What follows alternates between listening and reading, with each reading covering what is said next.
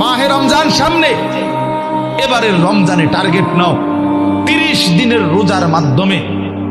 দিল থেকে আল্লাহর কাছে এইভাবে 30টা দিন হাতে গুনে তুমি আল্লাহর সাথে ওয়াদাবদ্ধ হও যে আল্লাহ 30 দিন আমি রোজা রাখবো। এবং যৌন চাহিদা, লজ্জাস্থানের চাহিদা, অশ্লীলতা, বেহায়াপনা, নর্তকী, নাচ গান, উলঙ্গ ছবি দেখা,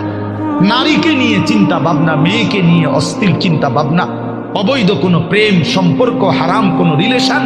এই সব ত্যাগ করে বন্ধু 30টা দিন মনোযোগ দিয়া রোজা রাখো, তারাবি পড়ো,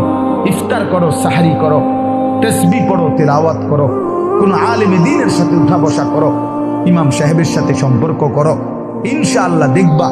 আল্লাহ চাহে তো 30 দিনের মাথায় আল্লাহ বলেন লাআল্লাকুম তাত্তাকুন, আমি আল্লাহ ওয়াদা দিলাম মোমেন তোকে মুত্তাকি বানিয়ে দেব।